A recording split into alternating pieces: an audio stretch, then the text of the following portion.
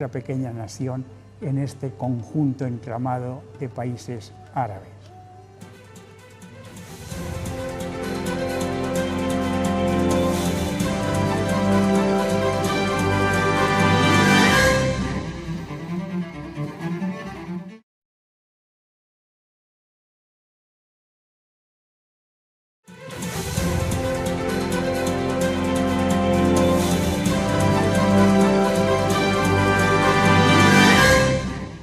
Y de Afganistán pasamos a uno de los países más pequeños en este entramado del Golfo Pérsico, de Arabia Saudita. Hablamos de un archipiélago, Bahrein, un archipiélago en el cual hay diversas islas y la más grande de ellas, aún así pequeñísima, tiene 48 kilómetros de largo y 15 de ancho. Y en esa pequeña isla vive también todo un pueblo que también goza de un acceso al petróleo, aun cuando quede como muy aislado. Difícil, incluso vemos en el mapa Bahrein, que está frente a frente con Qatar y frente a la península arábiga. Bahrein es también una nación que con 1,5 millones de habitantes y de origen también en la mayor parte árabe, también forma parte de este conjunto del G77 más China. Veamos un momentito cómo se ha ido formando también, cómo ha ido naciendo esta isla, este archipiélago llamado Bahrein. La mayor de las islas ubicadas entre el Golfo Arábigo, entre Arabia Saudita y la península de Qatar, es Bahrein, con 48 kilómetros de largo y 15 de ancho. El clima es cálido, semihúmedo en verano y templado y seco en invierno. Los aproximadamente 1,5 millones de habitantes son de origen árabe y la religión con más fieles es la islámica. La capital del país es Manama y es sede de numerosas instituciones financieras. Se cree que Bahrein fue el hogar de la civilización Dilmun en la antigüedad. Luego, las islas pasaron a ser gobernadas por el Imperio Persa. Sus habitantes fueron de los primeros en convertirse al Islam, al estar toda la Edad Media bajo dominio árabe. En 1521, los portugueses ocuparon las islas, aunque estos fueron expulsados en 1602. Hacia 1950, al igual que en los demás países árabes, crecían los movimientos nacionalistas con demandas de libertad sindical, democracia e independencia. Bahrein y Qatar se negaron a integrar la Confederación de los Emiratos Árabes Unidos y el país se independizó el 14 de agosto de 1971. 10 años más tarde, Bahrein pasó a integrar el Consejo de Cooperación del Golfo, CCG, con una organización creada por Estados Unidos para organizar el control militar y político de la región y frenar la influencia de la Revolución Islámica de Irán. Apenas hace 44 años que Bahrein se hizo independiente. Por lo menos, aun cuando sea difícil localizarlo en un mapa grande a una isla tan pequeña, sepamos que se encuentra situada en el Mar Rojo, en lo que sería entre la península arábiga y al frente también Irán.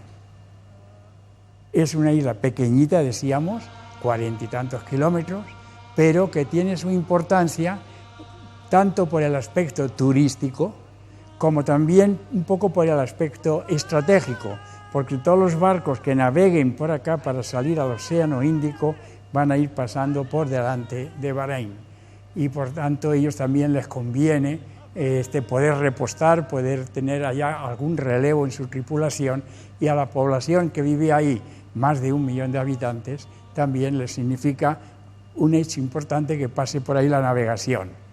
Bahrein, decíamos, ha sido también uno de los países que se fue incorporando poco a poco a lo que es la Unión de Países Árabes. No tiene esa importancia a nivel de revoluciones, a nivel bélico, como hemos visto en otras naciones también árabes, pero sin embargo es una parte de ellos y no podemos prescindir de la importancia de cada nación, aun cuando unos sean más pequeños en su extensión, pero también en su mentalidad siguen siendo árabes que apoyan a otras naciones. Debido a los constantes conflictos entre chiitas y suníes, sobre todo en la política, el emir Isa bin Salman decidió recurrir a la pena de muerte para sancionar a los responsables. El emir fue sucedido por su hijo, Hamad, que intentó diseñar políticas conciliatorias entre chiitas y sunitas. Prueba de ello fue la liberación de más de 300 prisioneros políticos chiitas, pero otros 1000 permanecieron encarcelados esperando juicio. En diciembre de 1999, en su discurso por el Día de la Independencia, el emir Hamad habló de una apertura hacia la democracia en el país. Los bahreinianos apoyaron las propuestas de reformas políticas impulsadas por la familia real. Las mismas contemplaban la conversión del Estado en una monarquía constitucional y la separación de poderes. Finalmente, el 14 de febrero del 2002, el Estado de Bahrein se autodeclaró monarquía constitucional. El rey, antes emir, adelantó las elecciones para octubre de ese mismo año. La Sociedad para los Derechos Humanos de Bahrein, en su informe del 2003, alertó sobre distintas clases de discriminación, entre otras contra la mujer, así como contra los ciudadanos de origen chiita en el acceso a la administración pública, y sobre el ejercicio de nepotismo por parte de la familia real.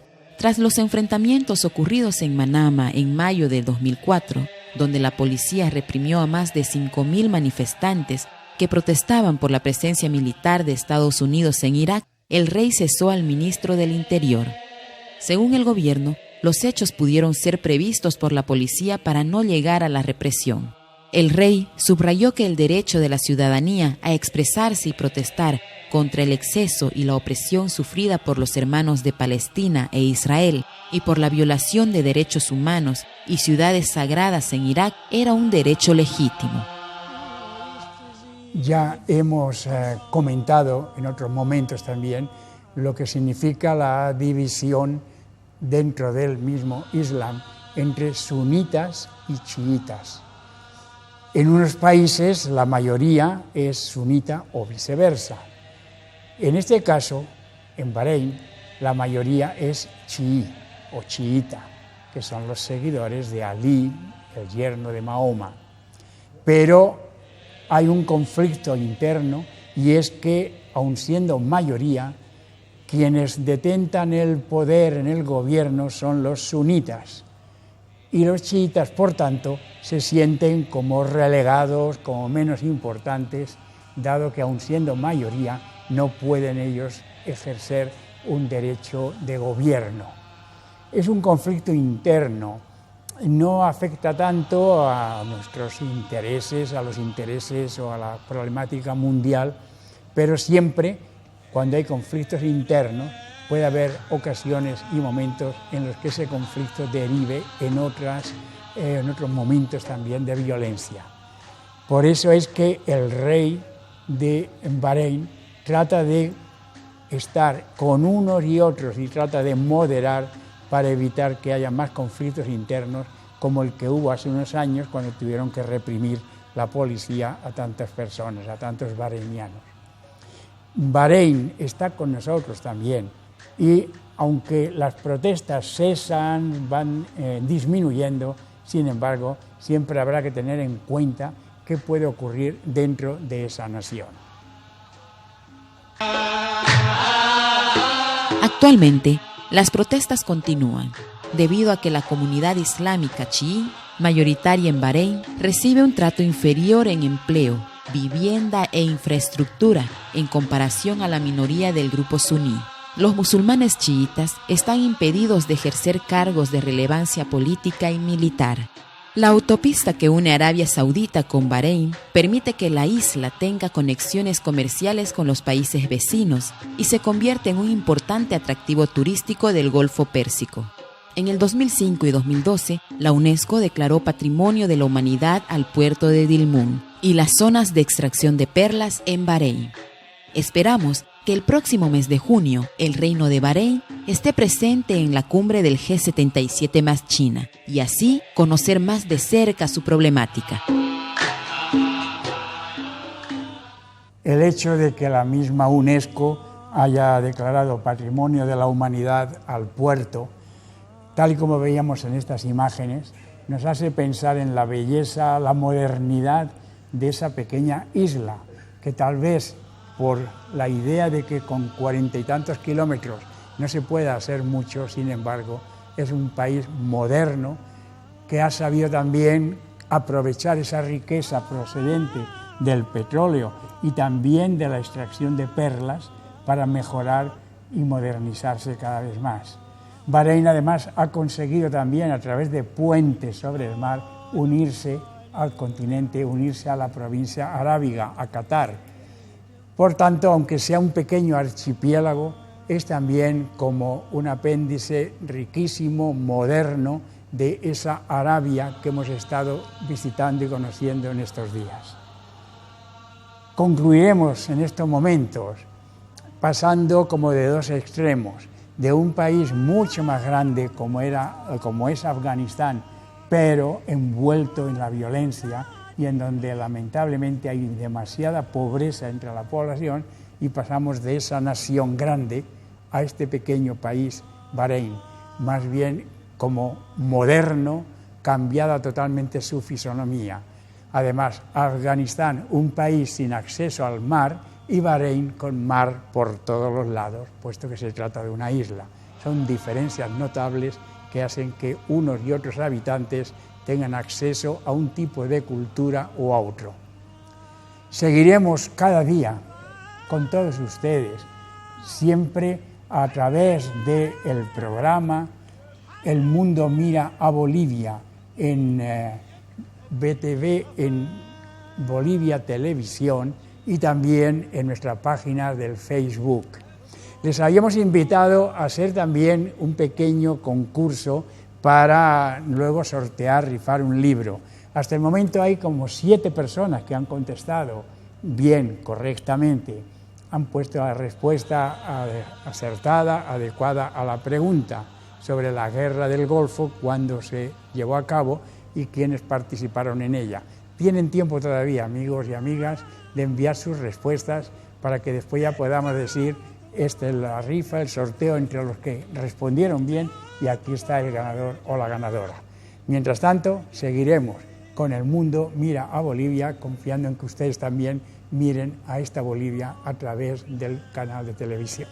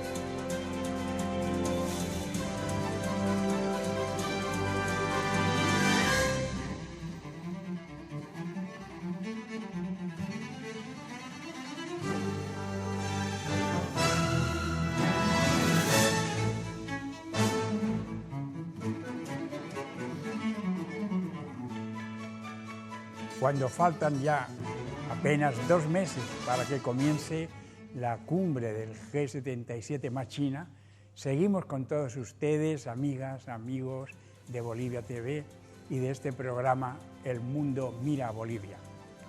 Y seguimos con ustedes para echar un vistazo el día de hoy a un país que paradójicamente, a lo que significa su nombre, vive lo contrario. La tierra de la pureza, la tierra limpia, pero la tierra también castigada, sancionada muchas veces por vuelos aéreos de Estados Unidos, los drones, los vuelos que van sin piloto, pero que saben disparar y que saben lastimar a donde llegan. ese país que está tan castigado, decíamos, estará hoy con nosotros para conocerlo más de cerca. Estamos hablando de Pakistán. Pakistán, que se ubica, se coloca, se encuentra enfrente de la India, encima exactamente, y lo situamos en el mapa entonces entre el Océano Índico y lo vemos acá de América Latina, que quedaría entonces Pakistán en esta zona exactamente, en donde está al sur de Afganistán, encima está Afganistán, y debajo entonces encontramos a Pakistán, encima además de la India. Por tanto, la India, Pakistán al noroeste y los otros países también árabes o con influencia también islámica, que por eso a veces son considerados por el Imperio Norte, por Estados Unidos, como el eje del mal. Y por eso, cuando a Estados Unidos se le ocurre que tiene que castigar o sancionar, hace una redada con esos vuelos o drones. Conoceremos en primer lugar algo de la historia de Pakistán para adentrarnos luego en su problemática. Hoy día conoceremos un estado soberano del sur de Asia, la República Islámica de Pakistán, que está ubicada en una encrucijada de caminos entre las regiones estratégicamente importantes del sur, el centro y el oriente asiático. La palabra Pakistán en urdú y en persa significa tierra de lo puro o tierra de pureza. El territorio del actual Pakistán fue en la antigüedad el hogar de diversas culturas y también fue objeto de invasiones y asentamientos por parte de hindúes, persas, musulmanes, afganos y otros. Con una población que supera 180 millones de personas, es el sexto país más populoso del mundo. Hacia el norte y el occidente del territorio